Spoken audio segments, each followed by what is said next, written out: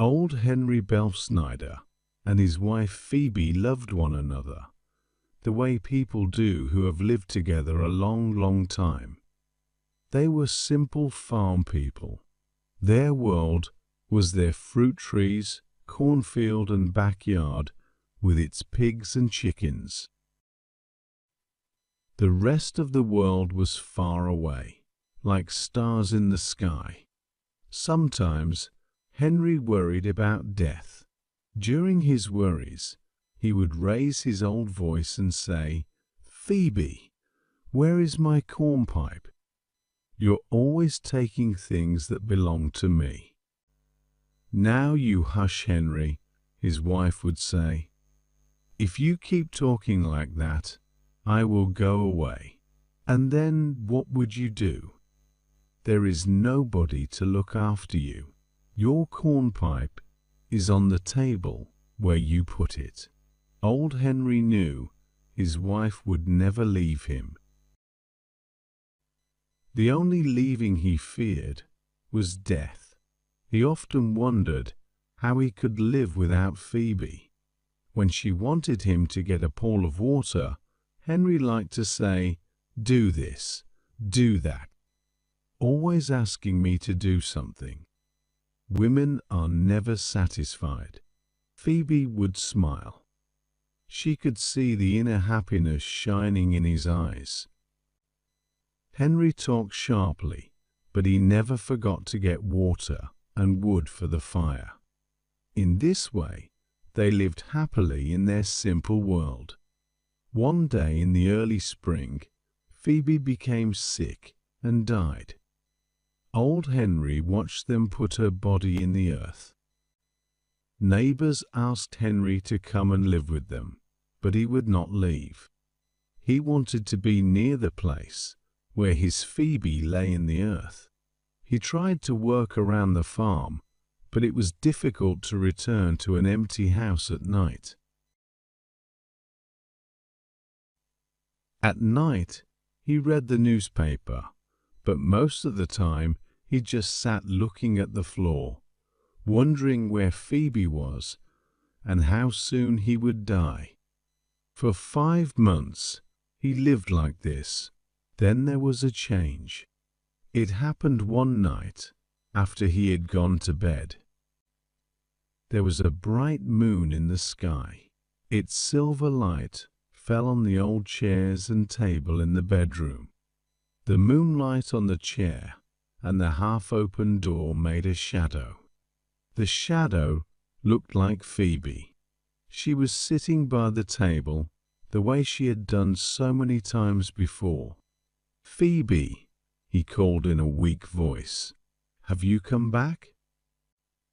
The shadow in the chair did not move.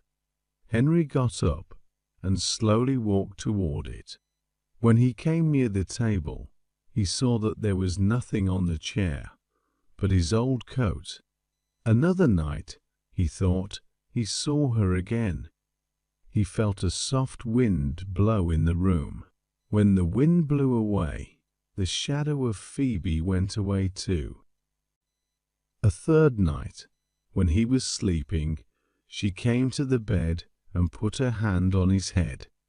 "Poor Henry," she said gently, "I am sorry you are alone." He awoke and was sure he saw her leave the room. Phoebe had come back. Night after night, he waited. Then one morning, he awoke with a surprising new thought. Perhaps she was not dead. Perhaps Phoebe had just gone away. They had argued about the cornpipe, and she had left the house. Yes, that was it. She was always making jokes about leaving him. This time she had really gone. That morning, he started to walk to the nearest neighbors. "Why, hello, Henry," said Farmer Dodge, who was taking grain to market. "Where are you going this morning?" "Have you seen Phoebe?" asked Henry. "Phoebe who?" Farmer Dodge knew. Henry's Phoebe was dead. "My Phoebe," Henry said sharply. "Who do you think I mean?" "You must be joking," said Farmer Dodge. "You cannot be talking about your Phoebe. She is dead." "Dead? Not my Phoebe? She left me this morning while I was sleeping. We argued about my cornpipe last night, and that is why she left. But I can find her. She went over to Matilda Race's farm. Yes, that is where she is." Henry started to walk fast down the road. "The poor old man is sick in his mind," Dodge said to himself. "He has been living alone too long." Henry met no one until he reached Matilda's farm. His Phoebe and Matilda Race had been good friends. Phoebe must be here. He opened the gate and walked to the house. Matilda opened the door. "Hey, Henry Riefschneider. What a surprise. Is Phoebe here?" Henry asked. "Phoebe? Which Phoebe?" "My Phoebe, of course." Henry smiled a little. "You do not have to keep it a secret. She is here, isn't she?" He looked inside the house. "Well," Matilda Race said, "you poor old man. Come in and sit down while I get you some coffee and food. I will take you to Phoebe. I know where she is." While Matilda worked in the kitchen, she talked to Henry. But he was not listening. He was thinking about Phoebe. He decided she was not there.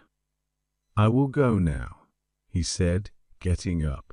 "I think she went over to the Murray farm." Then he was out on the road again. It was like this for many weeks. Every night he returned to his house to see if Phoebe had come back. Soon everyone in the area knew old Henry and answered his questions. "I have not seen her," they would say, or "No, Henry, she has not been here today."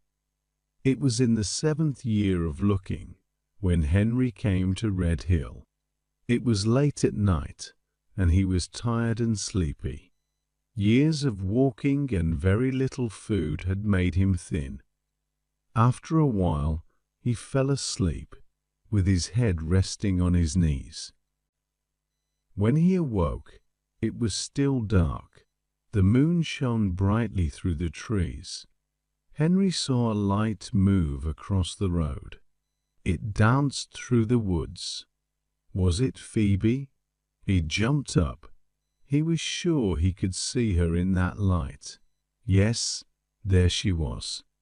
The young Phoebe he had known many years ago. Suddenly he remembered her young beauty, her warm, friendly smile, the blue dress she had worn the day he first met her. "Phoebe," he called, "have you really come? Have you really answered me?" He began to feel young and strong again. He ran to follow the moving light. Then a soft wind blew through the leaves, and she was gone.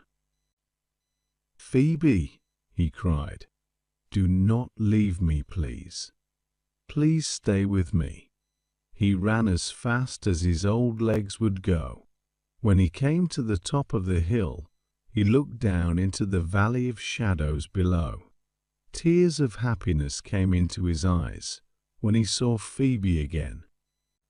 Yes, there she was, down in the valley, smiling up at him. She was in the same blue dress. She waved a hand and seemed to say, "Come, come with me." Henry felt the strong pull of a new world where he and Phoebe would always be together. He gave a happy cry. "Wait, Phoebe, wait, I'm coming." The next day, some farmer boys found Henry at the bottom of the hill. His body was broken. There was a soft, happy smile on his face, the same smile he had known when Phoebe was alive.